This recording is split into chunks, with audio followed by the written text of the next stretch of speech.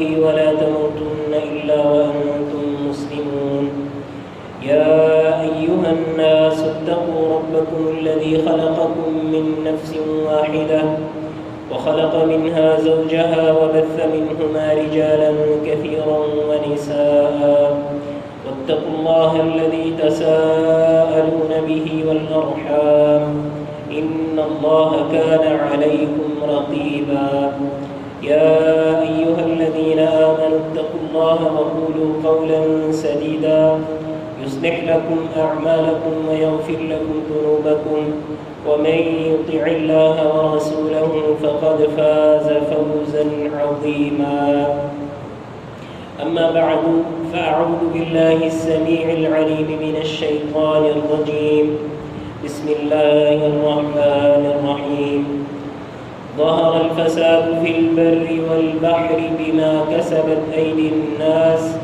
ليذيقهم بعض الذي عملوا لعلهم يرجعون صدق الله العظيم.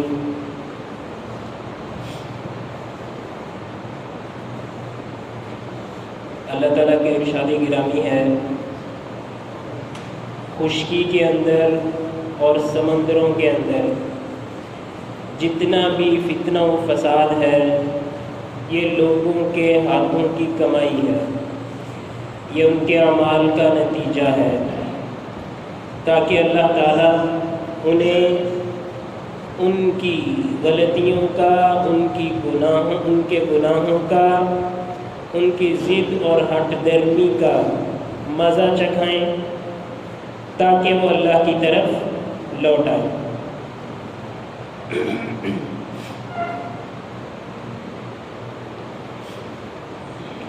اس وقت پوری دنیا کے اندر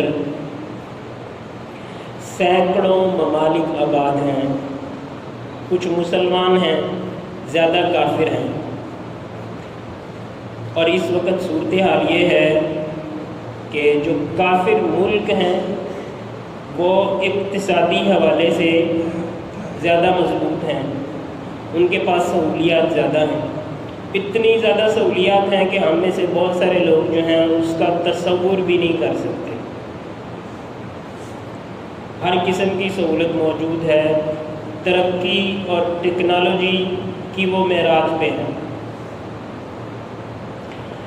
لیکن آپ کو یہ بات سن کے حیرانی ہوگی کہ سب سے زیادہ خودکشی کا رجحان بھی انہی ملکوں کے اندر ہے، یعنی جن کے پاس سب سے زیادہ ترقی ہے، سب سے زیادہ جن کے پاس سہولیات ہیں، جن کے پاس سب سے زیادہ وسائل ہیں، خودکشی بھی وہی کرتے ہیں۔ حالانکہ ہونا تو یہ چاہیے تھا نا کہ ان کو اپنی زندگی سے زیادہ پیار ہوتا، ان کو موت سے زیادہ خوف ہوتا، تو لیکن وہ خود اپنے آپ کو ہلاکت کے راستے پہ ڈال لیتے ہیں، خودکشی کر لیتے ہیں، اپنے آپ کو مار لیتے ہیں۔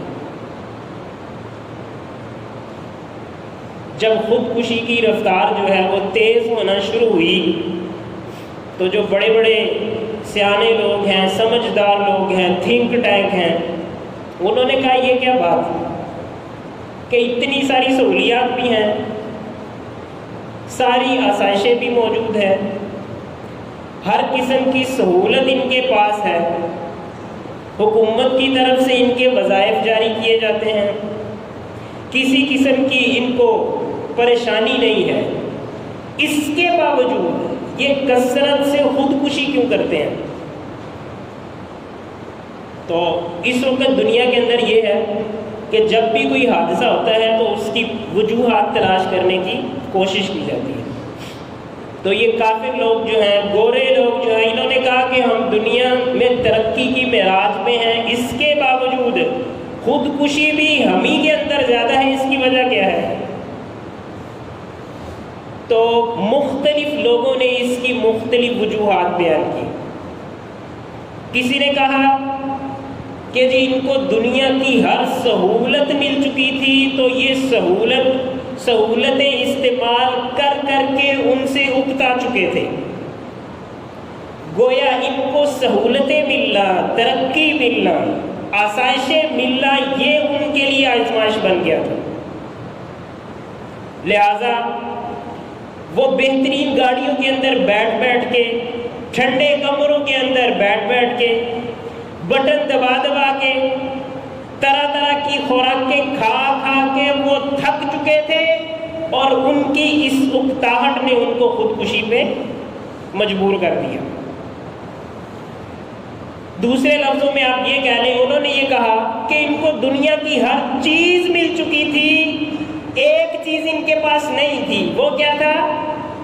وہ تھی موت۔ انہوں نے کہا چلو جی اب موت کو بھی حاصل کرنا چاہیے۔ یہ کافروں کی سوچ تھی۔ ایک کافر نے کہا کہ اس کا یہ مطلب، کسی نے کہا جی انہوں نے دنیا کی ہر چیز کا مزہ چکھ لیا تھا، اب یہ موت کا بھی مزہ چکھنا چاہتے تھے۔ مختلف لوگوں نے مختلف جو ہے اسباب اور وجوہات بیان کی کس چیز کی، کہ ہر چیز ہونے کے باوجود کوئی بندہ خودکشی کیوں کرتا ہے۔ یہ مسئلہ جو ہے یہ چلتا چلاتا مسلمانوں کے پاس بھی آ گیا۔ مسلمان جو سمجھدار تھے، جو سیانے تھے، جو تھنک ٹینک تھے، انہوں نے کہا کہ آپ نے جتنی باتیں بیان کی ہیں وہ درست نہیں ہے، یہ خودکشی کی درست وجہ نہیں ہے۔ خودکشی کی کوئی انسان اپنی زندگی سے بیزار کب ہو جاتا ہے؟ انہوں نے کہا کہ یہ بات ہم آپ کو سمجھا سکتے ہیں، یہ بات ہمارا دین ہمیں بتاتا ہے، یہ بات اللہ تعالیٰ نے ہمیں سمجھائی ہے جو زندگی اور موت کا مالک ہے، کہ انسان خودکشی پہ مجبور کب ہوتا ہے، انسان دنیا سے بیزار کب ہوتا ہے، انسان کو اپنی جان سے دشمنی کب ہونا شروع ہو جاتی ہے۔ یہ بات مسلمانوں نے کہا کہ ہم آپ کو بتاتے ہیں۔ انہوں نے کہا جی فرمائیے۔ انہوں نے کہا کہ انسان جو ہے وہ دو چیزوں کا حصہ ہے، انسان دو چیزوں کا مجموعہ ہے۔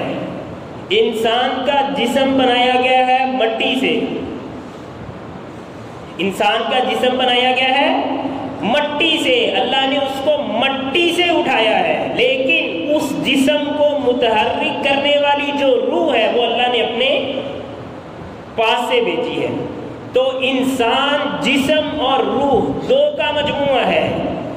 تو مٹی سے بنے ہوئے انسان کی یہ مٹی یا یہ زمین صرف جسمانی ضروریات پورا کر سکتی ہے، اس کے جسم کو توانا رکھ سکتی ہے، حرکت کے اندر لا سکتی ہے، اس کو مضبوط کر سکتی ہے۔ دنیاوی سہولیات صرف یہی کر سکتی ہیں، چاہے پوری دنیا کی آپ ترقی کر لیں، ٹیکنالوجی اپنی معراج کو پہنچ جائے، وہ جسم کو فائدہ دے سکتی ہے لیکن روح کو فائدہ نہیں دے سکتی۔ اور انسان جب اپنی زندگی سے بیزار ہوتا ہے، انسان جب اپنی زندگی سے مایوس ہوتا ہے، تو اس کی روح اس وقت غذا سے محروم ہو چکی ہوتی ہے۔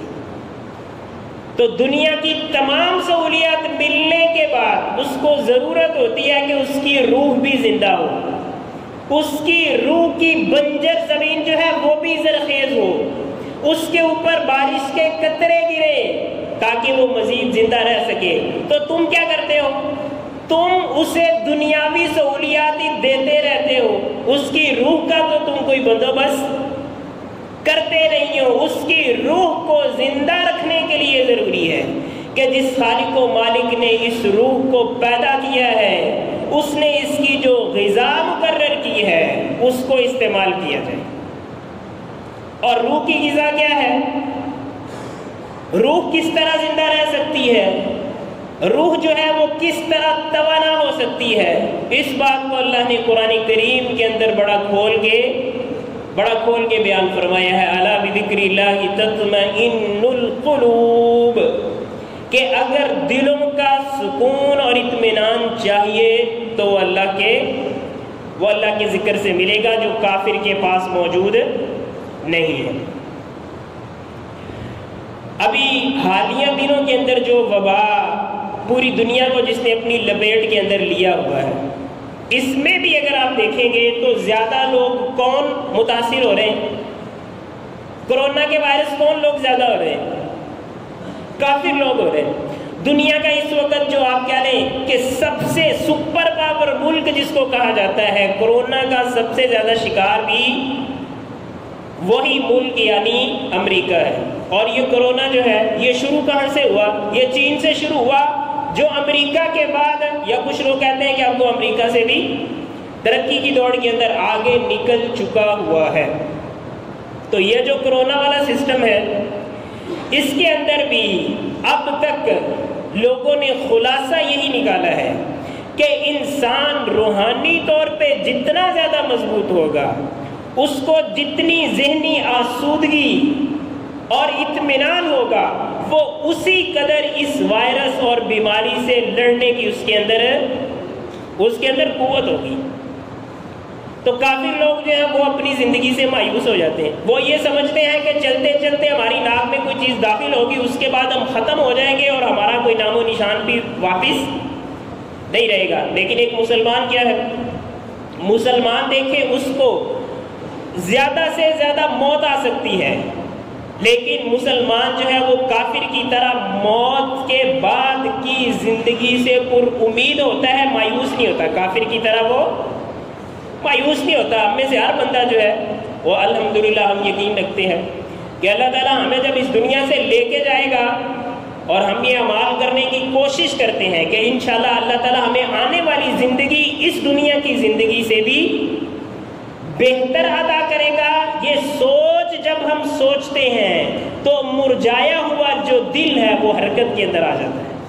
یہ سوچ جب ہم سوچتے ہیں تو ہماری مردہ روح جو ہے اس کے اندر ایک نئی زندگی بیدار ہو جاتی ہے، ہمارا جسم جو ہے وہ حرکت میں آ جاتا ہے، خون جو ہے وہ گردش میں آ جاتا ہے، وہ نسیں یا وہ نالیاں یا انسان کا وہ سسٹم جو کمزور ہو تو اس کے اوپر وائرس حملہ آور ہو جاتا ہے۔ جب ہم اخروی زندگی کی نعمتیں سوچتے ہیں تو ہمارے دل کے اندر وہ سکون اور اطمینان پیدا ہوتا ہے کہ اس کے اندر قوت آ جاتی ہے اور یہ وائرس جو ہے وہ ہمارا کچھ بگاڑ نہیں سکتا۔ یہ تو مومن اور کافر کا آپس میں تقابل تھا۔ لیکن اگر آپ دیکھیں کہ جتنی آزمائشیں جو ہیں وہ کافروں کو اللہ تعالیٰ نے جتنی آزمائشوں کے اندر مبتلا کیا ہے، وہ ساری کی ساری چیزیں کسی نہ کسی درجے کے اندر مسلمانوں کے اندر بھی موجود ہیں۔ کیوں؟ کیونکہ ہم میں سے بہت سارے لوگ ایسے ہیں کہ جو صرف نام کے مسلمان ہیں۔ وضع میں تم ہو نصارہ اور تمدن میں ہنود، یہ مسلمان ہیں جنہیں دیکھ کے شرمائیں یہود۔ جب ہماری یہ صورتحال ہو جاتی ہے تو پھر وہ تمام مسائل، وہ تمام آزمائشیں اور ابتلائیں جو نافرمانوں پر آتی ہیں وہ مسلمانوں پہ بھی آتی ہیں۔ لیکن فرق یہ ہے کہ کافر جو ہے جب اس پہ آزمائش آتی ہے تو اللہ تعالیٰ اس کو تباہ و برباد کر کے رکھ دیتا ہے، لیکن مسلمان پہ جب آزمائش آتی ہے تو وہ اللہ کی طرف لوٹتا ہے۔ لِيُذِيقَهُمْ بَعْضَ الَّذِي عَمِلُوا لَعَلَّهُمْ يَرْجِعُونَ۔ اللہ تعالیٰ مسلمانوں کو، اپنے مومن بندوں کو اس لیے آزمائش میں ڈالتے ہیں تاکہ جو ہے وہ اللہ کی طرف لوٹ آئیں۔ اللہ تعالیٰ قرآن کریم کے اندر ارشاد فرماتے ہیں أَوَلَا يَرَوْنَ أَنَّهُمْ يُفْتَنُونَ فِي كُلِّ عَامٍ مَرَّةً أَوْ مَرَّتَيْنِ ثُمَّ لَا يَتُوبُونَ وَلَا هُمْ يَذَّكَّرُونَ۔ آپ نے دیکھا نہیں ہے کہ میں اپنے بندوں کو ہر سال میں 1 یا 2 مرتبہ آزمائش کے اندر ڈالتا ہوں۔ میں اپنے بندوں کو سال میں 1 یا 2 مرتبہ آزمائش کے اندر ڈالتا ہوں تاکہ وہ اللہ کی طرف لوٹ آئے۔ لیکن بہت سارے غافل اور جاہل اور ضدی اور ہٹ درم ایسے ہوتے ہیں، لا یتوبون ولا ہم یذکرون، کہ وہ اللہ کی اس تنبیہ کو، اللہ کے اس الارم کو وہ سیریس نہیں لیتے، اس پہ توجہ نہیں کرتے۔ اللہ چاہتا ہے کہ یہ توبہ کریں، یہ نصیحت حاصل کریں، ان کے دلوں کا زنگ اتر جائے، لیکن وہ توجہ نہیں کرتے، نہ توبہ کرتے ہیں اور نہ ہی وہ نصیحت حاصل کرتے ہیں۔ آپ دیکھیں گے کہ یہ جو ابھی بیماری آئی ہے، یہ جو کرونا وائرس کا مسئلہ آیا ہے، اس کے اندر آپ دیکھیں گے کہ تحریکیں چلی ہیں، باقاعدہ آپ فون کریں گے تو کارٹون جو ہے اس کے اوپر آپ کو باقاعدہ رہنمائی دی جا رہی ہے، ٹی وی ہر وقت یہ بول رہا ہے، اینکر جو ہیں وہ گلے پھاڑ رہے ہیں، ڈاکٹر جو ہیں وہ اپنی انہوں نے آوازیں جو ہیں وہ بول بول کے خراب کر رہی ہیں، وہ آپ کو کیا کہہ رہے ہیں؟ وہ کہہ رہے ہیں جی ماسک پہنیں، وہ کہہ رہے ہیں جی آپ ہاتھوں کو بار بار دھوئیں، وہ کہہ رہے ہیں جی کپڑوں کو باہر سے آ کے اتاریں، یعنی جتنی احتیاطی تدابیر ہیں ان کے اوپر زور صرف کیا جا رہا ہے، اور یہ کرنا چاہیے، اس میں کوئی غلط بات نہیں ہے، احتیاطی تدابیر جو ہیں وہ اختیار کرنی چاہیے، اس میں کوئی مسئلہ نہیں ہے، لیکن مسئلہ یہ ہے کہ صرف احتیاطی تدابیر پہ اعتماد کر لینا درست نہیں ہے۔ اس کی وجہ یہ ہے کہ اللہ تعالیٰ اگر ہمیں آزمائش میں ڈالتے ہیں تو اس کا یہ مطلب تو نہیں ہے کہ ہم اپنے گندے ہمارے ہاتھ گندے ہوتے ہیں یا ہمارے کپڑے گندے ہوتے ہیں یا ہماری گلیوں کے اندر کوڑا کرکٹ ہے تو اللہ تعالیٰ ہمیں آزمائش میں ڈال کے یہ چاہتا ہے کہ ہم صفائی کر لیں، نہ جی نہ، اللہ تعالیٰ تو ہمارے دلوں کے زنگ کو صاف کرنا چاہتا ہے، ہمارے اندر جو گند بھرا ہوا ہے اللہ تعالیٰ اس کو باہر نکالنا چاہتا ہے۔ اگر دل و دماغ کی گندگی باہر نہیں نکلتی، اگر دل و دماغ کی طہارت حاصل نہیں ہوتی، اگر دل و دماغ کی پاکیزگی حاصل نہیں ہوتی تو ان ہاتھوں کو، اس لباس کو اور اس زمین کو صاف رکھنے کا کوئی فائدہ نہیں ہے۔ کیوں؟ کیونکہ آزمائش ان کپڑوں کی نہیں ہے، آزمائش اس زمین کی نہیں ہے، ان گلوں اور ان گلیوں اور سڑکوں کی نہیں ہے، بلکہ آزمائش ان بندوں کی ہے۔ اگر ہم اللہ تعالیٰ کی آزمائش کو سنجیدہ نہیں لیں گے، سیریس نہیں لیں گے، اللہ تعالیٰ کی طرف لوٹیں گے نہیں، رجوع نہیں کریں گے، تو جہاں مرضی چلے جائیں آزمائش جو ہے وہ ہمارا پیچھا نہیں چھوڑے گی۔ تو ضرورت یہ ہے کہ ہم اپنا تزکیہ نفس کریں، ہم اپنے گریبان میں جھانکیں، ہم اپنے روزمرہ کی جو رہن سہن ہے، ہمارے روزمرہ کی جو کارکردگی ہے اس کے اوپر نظر دوڑائیں کہ ہمارے اندر کیا غلطیاں ہیں، میرے اندر کیا غلطیاں ہیں، ہمارے معاشرے کے اندر کیا غلطیاں ہیں، ہماری گلی محلوں کے اندر ہونے والے گناہ کیا ہیں، ہمارے سارا کا سارا جو سسٹم ہے اس کے اندر کہاں کہاں خرابیاں ہیں، کہاں کہاں اللہ تعالیٰ کو ہم للکار رہے ہیں، کہاں کہاں اللہ کے رسول صلی اللہ علیہ وسلم کے پیغامات کی، ہدایات کی ہم دھجیاں اڑا رہے ہیں، ہمیں اس کو ٹھیک کرنا ہوگا۔ اگر یہ سارا ہم کر لیں گے، پھر دیگر احتیاطی تدابیر کے اندر اگر کہیں کمی کوتاہی رہ بھی جائے گی تو اللہ تعالیٰ ہمارے اوپر رحم کرنے والا ہے۔ اللہ تعالیٰ قرآن کریم کے اندر ارشاد فرماتے ہیں وَمَا كَانَ اللَّهُ لِيُعَذِّبَهُمْ وَأَنْتَ فِيهِمْ وَمَا كَانَ اللَّهُ مُعَذِّبَهُمْ وَهُمْ يَسْتَغْفِرُونَ۔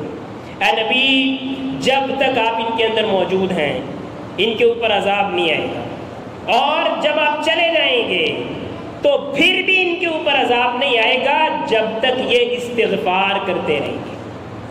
تو مومن جب تک اپنے گناہوں کی معافی مانگتا رہتا ہے، اللہ کے سامنے روتا اور گڑ گڑاتا رہتا ہے، اللہ تعالیٰ جو ہے اس عذاب اس کے اوپر نازل نہیں فرماتے۔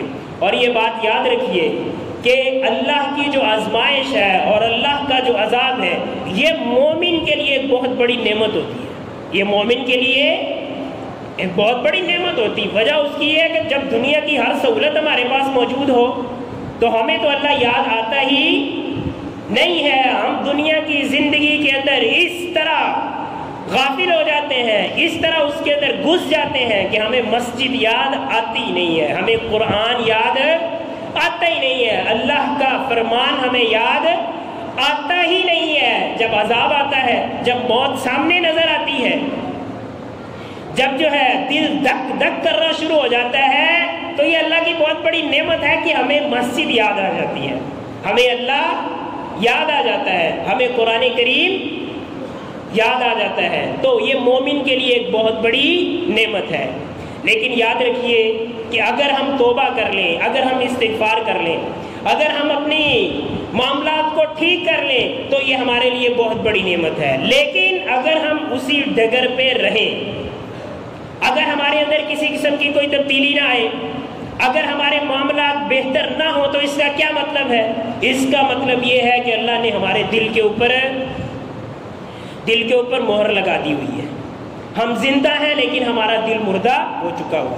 تو غافل کے لیے عذاب جو ہے یہ اس سے بھی بڑی آزمائش بن جاتی ہے. اللہ تعالیٰ سے دعا ہے کہ اللہ تعالیٰ ہمیں توبہ و استغفار کرنے کی توفیق عطا فرمائے. اللہ تعالیٰ ہمیں توفیق دے کہ ہم اپنے معاملات کو بہتر سے بہتر کر لیں, درست سے درست کر لیں. اگر ایسے نہ ہوا تو کوئی بعید بات نہیں ہے کہ جس طرح بہت سارے پہلے لوگ جو ہیں اللہ تعالیٰ نے ان کو تباہ و برباد کر دیا ہے, اسی طرح اللہ تعالیٰ یا ہمارے اوپر بھی کوئی بڑی آفت آ کے ٹوٹ سکتی ہے. آپ کو پتہ نہیں یاد ہے کہ نہیں یاد, یہ کرونا والا معاملہ جب شروع ہوا تھا تو پوری دنیا کے اندر یہ تحریک چل گئی کہ اپنے گھروں کے اندر گھس جائیں, گھروں سے کوئی باہر نہ نکلے. اب مجھے صحیح طرح ملک کا نام یاد نہیں ہے, غالباً اٹلی تھا یا کوئی اور ملک تھا. ان کے اندر انہوں نے کہا کہ کوئی بندہ باہر نہ نکلے, کرفیو لگ گیا تھا, اور جو بندہ باہر نکلے گا تو عجیب و غریب قسم کے انہوں نے, کوئی کہہ رہا تھا جی شیر چھوڑے ہوئے ہیں, کوئی کہہ رہا تھا جی گولی مار دیتے ہیں. لیکن ہوا کیا, سارے کمروں کے اندر دبک گئے. اور اللہ نے کیا کیا, اللہ نے زمین کو حرکت دے دی, زلزلہ آ گیا. تو پھر سارے کے سارے, مطلب یہ ہے کہ اگر ہم اللہ کی تنبیہ کو نہیں پہچانیں گے تو یہ زمین بھی ہمیں جگہ نہیں دے گی. اینما تکونوا یدرککم الموت ولو کنتم فی بروج مشیدہ. یہ چھوٹی چھوٹی جھونپڑیاں, یہ نرم و نازک مکان, یہ چھوٹے چھوٹے جو تمہارے محلات ہیں, یہ تو کیا اگر ساری دنیا جہان کے پتھر جمع کر کے تم سخت سے سخت گھر بھی بنا لو, بڑے بڑے محلات اور سرنگیں تعمیر کر لو, اگر اللہ چاہے تو موت وہاں بھی پہنچ سکتی ہے. لہٰذا اللہ تعالیٰ کے ساتھ جو ہے نا وہ مقابلہ نہیں کرنا چاہیے. یہ بات اس حد تک تو ٹھیک ہے جی کرونا سے ہم نے لڑنا ہے, تو اگر تو آپ نے یہ چاہ رہے ہیں کہ ہم نے احتیاطی تدابیر استعمال کرنی ہے یا ہم نے اپنے معاملات کو ٹھیک کرنا ہے, تو یہ لفظ بولنے میں کوئی حرج نہیں ہے کہ کرونا سے ہم نے لڑنا ہے یا کرونا سے ہم نے جنگ کرنی. لیکن اگر آپ کے دل کے اندر یہ خناس گھس گیا ہوا ہے کہ آپ نے معاذ اللہ یہ جو اللہ کی آزمائش ہے آپ نے اس کو ہرا دینا ہے, تو آپ تباہ و برباد ہو جائیں گے. اللہ تعالیٰ کے معاملے کو, اللہ تعالیٰ کی جو تدبیر ہے, اللہ کی جو تقدیر ہے, اللہ کی جو حکمت ہے, اس کو کوئی بھی ہرا نہیں سکتا. اور آپ نے دیکھا ہے کہ بڑے سے بڑے ملک جو ہیں جنہوں نے کبھی اللہ کا نام نہیں لیا تھا بلکہ اللہ کے نام لینے والوں کو وہ مارا کرتے تھے, آخر میں آ کے وہ بھی کہنا شروع ہو گئے کہ اب زمین کی تدبیریں ختم ہو چکی ہیں, اب آسمان والا ہی کچھ کر سکتا ہے. اللہ تعالیٰ سے دعا ہے کہ اللہ تعالیٰ ہم سب کو اپنا تزکیہ نفس کرنے کی توفیق عطا فرمائے. وآخر دعوانا ان الحمد للہ رب العالمین.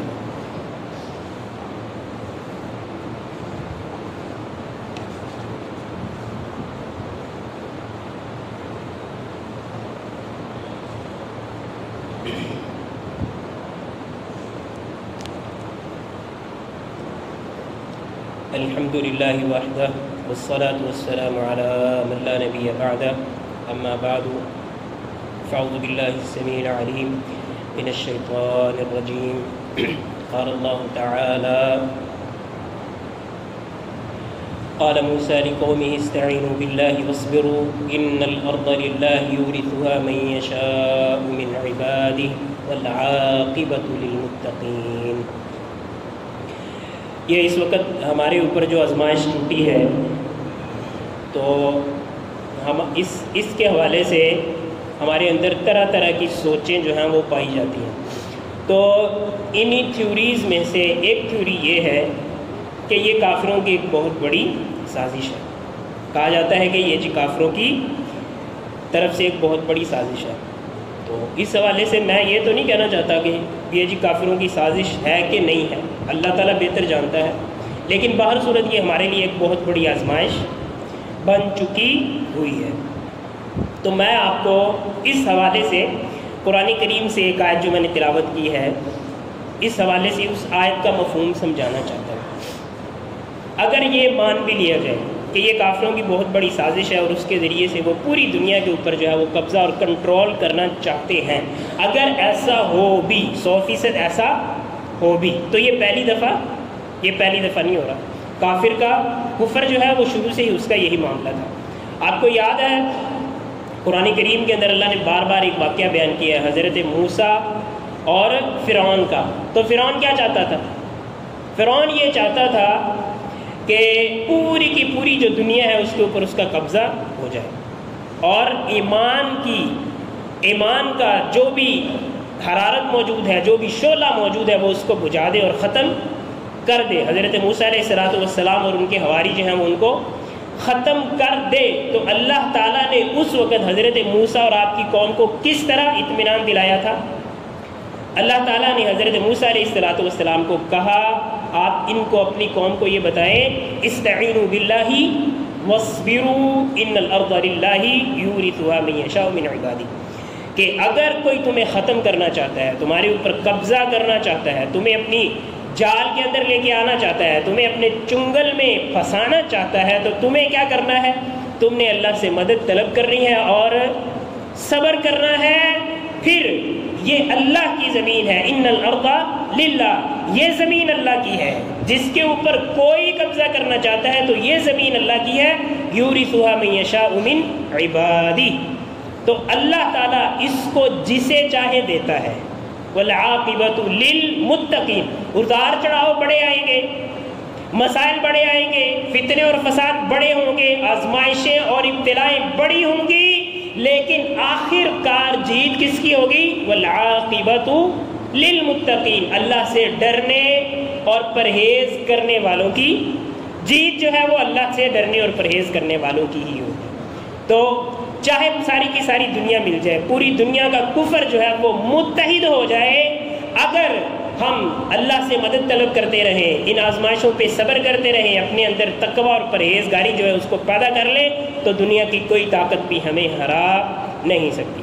ایک اور چھوٹی سی بات میں عرض کرنا چاہتا ہوں، یہ ہمارے معاشرے کا بہت بڑا ناصور ہے، اور اس کی مثال بھی میں حضرت موسیٰ علیہ الصلوۃ والسلام کی قوم سے ہی آپ کے سامنے پیش کرنا چاہتا ہوں۔ حضرت موسیٰ علیہ الصلوۃ والسلام، آپ کو پتہ ہے کہ ان کا واقعہ قرآن کریم کے اندر بڑی تفصیل کے ساتھ ہے کہ وہ فرعون ان کے پیچھے لگ گیا تو وہ سمندر پار کر گئے، پھر فرعون جو ہے وہ غرق ہو گیا۔ جب ان کے پیچھے سے کفر جو ہے نا وہ ہٹ گیا تو حضرت موسیٰ علیہ الصلوۃ والسلام کی جو قوم تھی ان کے اندر بھی برائیاں اور خرابیاں آنا شروع ہو گئی۔ جب خرابیاں اور برائیاں جو ہیں وہ اپنی انتہا کو پہنچ گئیں، فحاشی اور ریانی جو ہے وہ انتہا کو پہنچ گئیں، تو اللہ تعالیٰ نے اس گند کی صفائی کا کیا طریقہ اختیار کیا تھا؟ حضرت امام ابن قیم رحمۃ اللہ علیہ لکھتے ہیں کہ حضرت موسیٰ علیہ الصلوۃ والسلام کی قوم جو ہے جب وہ حدوں کو کراس کرنا شروع ہوگی اور فحاشی عریانی جو ہے باقاعدہ فحشا عورتیں جو ہیں وہ باقاعدہ ان کے اندر معروف ہو گئی اور اڈے اور چکلے بننا شروع ہو گئے، تو اس وقت اللہ تعالیٰ نے اس گند کی صفائی کا کیا طریقہ اختیار کیا تھا؟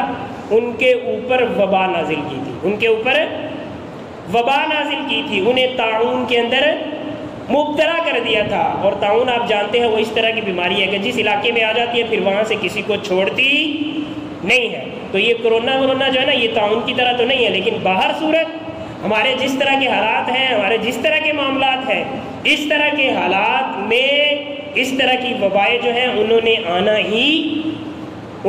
آنا ہی ہوتا ہے۔ تو ان چیزوں سے اگر ہم بچنا چاہتے ہیں تو ہمیں اپنے معاشرہ جو ہے نا اس کو صاف کرنا پڑے گا، اپنے معاشرے کا گند جو ہے اس کو صاف کرنا پڑے گا، اور اس کے لیے ہمت کرنی پڑے گی۔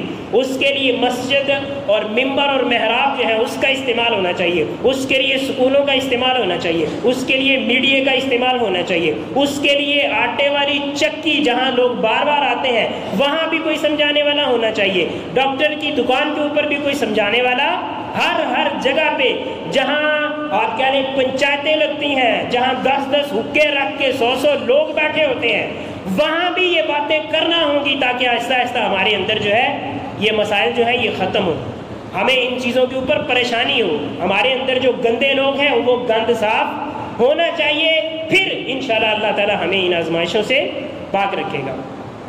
ویسے بیماری اور آزمائش سے بچنے کے اور تو بہت سارے طریقے ہیں، لیکن میں صرف ایک بات کر کے اپنی بات کو ختم کرتا ہوں۔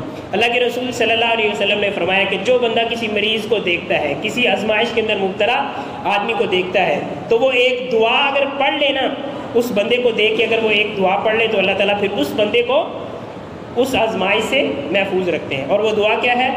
الحمدللہ الذی عافانی ممب، اگر تو وہ بندہ آپ کے سامنے ہو تو پھر آپ نے پڑھنا ہے الحمدللہ الذی عافانی مما ابتلاک بہ وفضلنی علی کثیر ممن خلق تفضیلا، اور اگر وہ بندہ آپ کے پاس نہ ہو تو آپ اس طرح پڑھ لیں الحمدللہ الذی عافانی مما ابتلاہ بہ وفضلنی علی کثیر ممن خلق تفضیلا۔ تو انشاءاللہ اللہ تعالی ہمیں ہر قسم کی بیماری اور آزمائش سے محفوظ رکھیں گے۔ ایک بہت بڑی مذہبی شخصیت ہے، میں ان کا نام نہیں لیتا، ایک بہت بڑی مذہبی شخصیت ہے انڈیا کی، تو بزرگ ہیں، گزر گئے کافی دیر ہو گئی۔ تو ہندوستان میں نا اس وقت طاعون آ گئی تھی، تو طاعون کا مجھے تو نہیں پتہ، لیکن بزرگ بتاتے ہیں کہ طاعون جو ہے نا اس کی اس طرح وہ پھوڑے سے نکلتے ہیں، پھنسیاں سی نکلتی ہیں۔ تو وہ بزرگ جو تھے نا، وہ ایک دن ان کے کسی مرید نے ان کو دیکھا تو کہنے لگے کہ حضرت صاحب یہ آپ کے پھنسیاں نکل آئیں۔ انہوں نے کہا یہ طاعون کی پھنسی نہیں ہو سکتی، یہ طاعون کا پھوڑا نہیں ہو سکتا۔ انہوں نے کہا آپ کیسے کہہ سکتے ہیں، ساری دنیا تو ان پھوڑوں سے مر رہی ہے، تو آپ کیسے کہہ سکتے ہیں؟ انہوں نے کہا کہ میں نے طاعون زدہ شخص کو دیکھا تھا اور یہ دعا میں نے پڑھی تھی، اور اللہ کے رسول صلی اللہ علیہ وسلم نے یہ فرمایا ہے کہ جو بندہ مرض کے اندر مبتلا شخص کو دیکھ کے یہ دعا پڑھ لیتا ہے، اللہ تعالیٰ کبھی بھی اس کو اس آزمائش کے اندر مبتلا نہیں کرتا۔ سبحان ربک رب العزت عما یصفون وسلام علی المرسلین والحمد للہ رب العالمین۔